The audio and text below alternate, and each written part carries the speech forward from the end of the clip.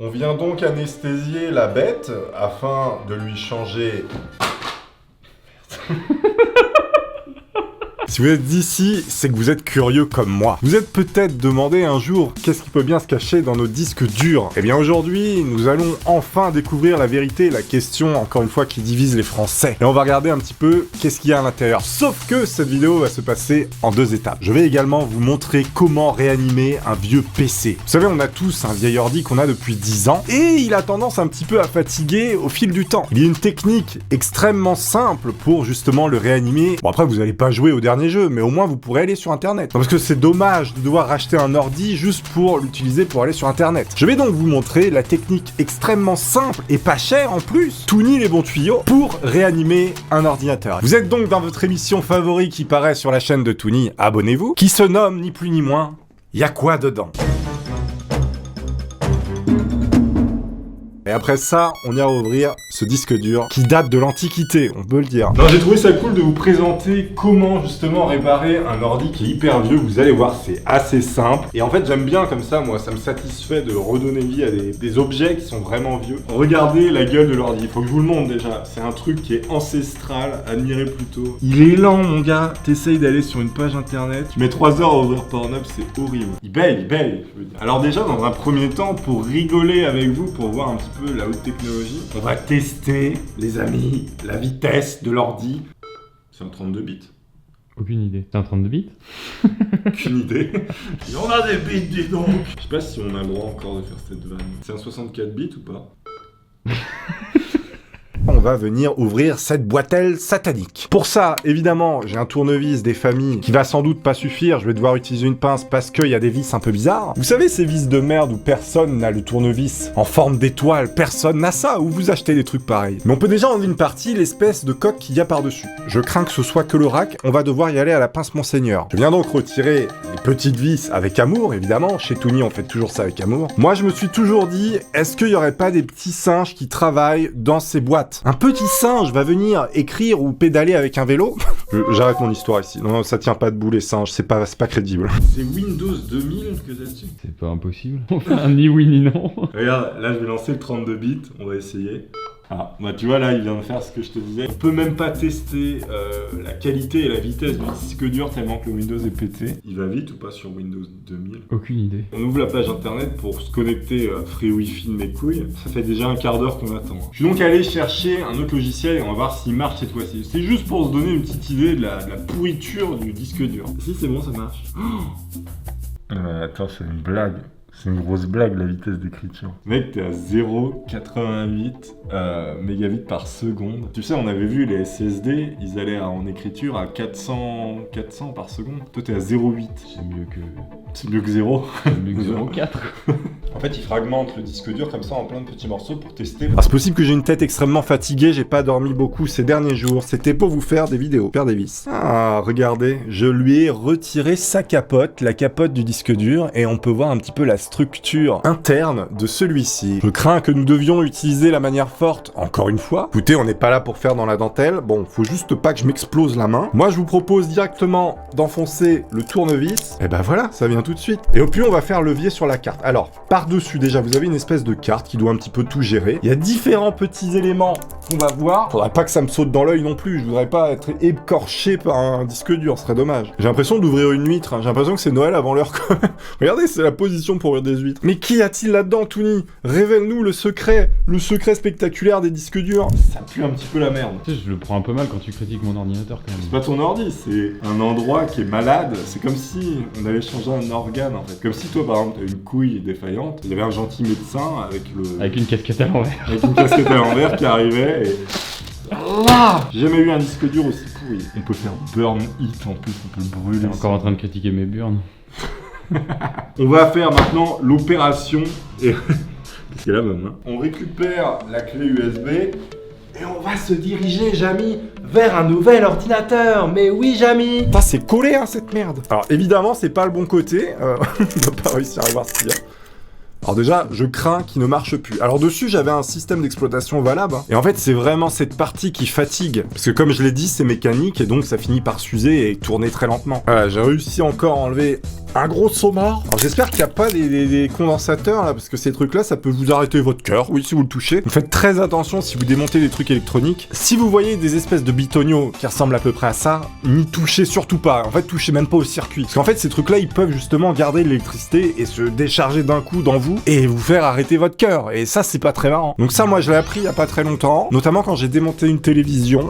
On m'a dit après, il y a des condensateurs qui peuvent te faire exploser ton cœur. Voilà. Petite prévention, on sait jamais. Bon là, en fait, ce qu'on va faire, c'est qu'on va aller télécharger une version d'Ubuntu. Ubuntu, c'est un système d'exploitation, en fait, qui est libre et qui est communautaire. C'est-à-dire, c'est tout le monde qui peut l'améliorer, en fait. Si vous êtes des génies en informatique, vous allez, et puis vous l'améliorez, vous postez ça, et tout le monde est content. Du coup, ce qu'on va faire, c'est qu'on va l'installer sur une clé USB pour pouvoir justement l'installer sur le nouveau PC. Et ça, c'est génial. On va donc prendre la version 18.04, qui est la dernière version. Toujours prendre les dernières versions, c'est important pour des raisons de sécurité et pour l'optimisation du bordel.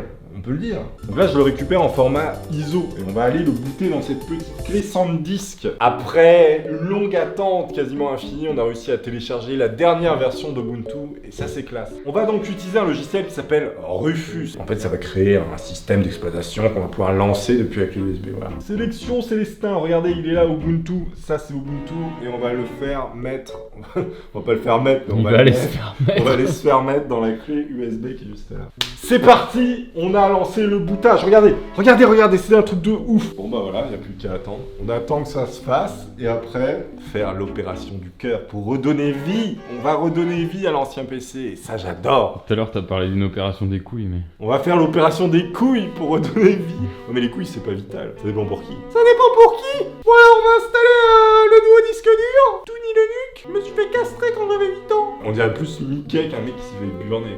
C'est vraiment comme une huître en fait, hein. Je m'y attendais pas. J'ai réussi à faire pénétrer le tournevis à l'intérieur, comme vous pouvez le voir. Ah maintenant, il reste plus qu'à faire le levier et essayer de pas tout exploser à l'intérieur pour voir un petit peu comment c'est. C'est extrêmement mou, hein, finalement. Je pensais que c'était plus dur que ça. Ah, je vois un truc. Oh, je vois un truc très intéressant. Je vais essayer de pas trop l'abîmer. La fameuse pince que j'adore beaucoup, je l'ai récupérée. Regardez, on va venir tirer comme ça dessus.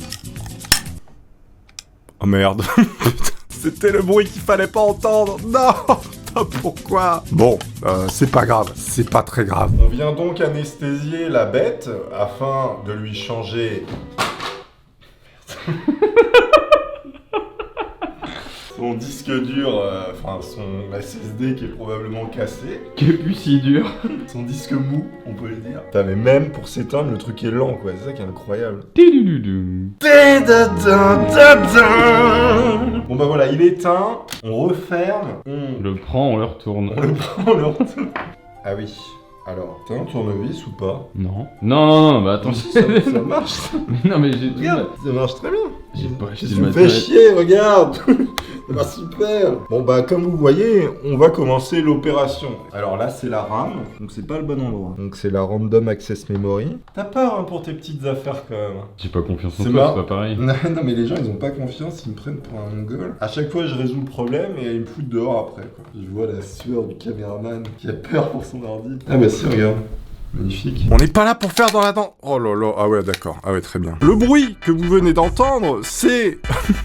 C'est ça. Alors dedans en fait il y a un espèce de CD, je vais vous le montrer, enfin je vais vous montrer les morceaux du CD du coup. Je vais aller mettre des gants parce que je tiens à mes mains. Bon bah du coup je suis allé mettre un gant parce que vous savez je range toujours très bien mes affaires alors j'ai pas retrouvé l'autre. Et donc ici regardez déjà vous pouvez voir une première partie. Ici vous avez en fait le fameux CD que j'ai explosé évidemment. Et donc en fait c'est sur ce CD qui va tourner, c'est un disque enfin ou un CD comme vous voulez. Et bien ça va venir graver vos informations dessus. Sauf que vu que c'est mécanique, et bah ça finit par s'user et puis le CD est utilisé très longtemps. Donc à force, il tourne lentement parce que ça fatigue. C'est comme vous et moi, quand on vieillit, on fatigue, on est moins bon, et bah là c'est pareil. Enfin, on est moins bon, ça dépend dans quoi. Hein. Cette allusion était un peu sexuelle. Et on va venir ajouter un SSD Kingston Babylon System.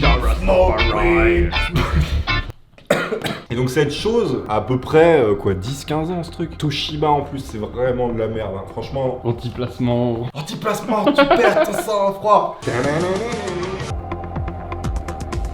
toujours bien s'échauffer pour ouvrir un SSD. Regardez, on va venir fourrer tel un chocolat la nouvelle machine dans la nouvelle machine. Oh yeah. Donc là-dessus, on a un système d'exploitation prêt à être installé, Jamy. On va donc aller le mettre dans l'ancien ordinateur. Et vous pouvez voir derrière moi, il y a l'arbre d'Harry Potter. Regardez, on appelle ça le saule cognard. J'adore mon métier. C'est vraiment une passion. On l'a fumé. On l'a fumé. Please use the kernel appropriate for this kernel requiert. Ah merde, bah c'est bien 32 bits en fait, putain. Vous savez comment il s'appelle le tapis? Il s'appelle Bernard. Bernard Tapie. On a donc installé une version 32 bits parce qu'il y a un système 32 bits dessus, vous avez compris. Ubuntu 32 bits installé. Viens chez Tony réparer ton PC.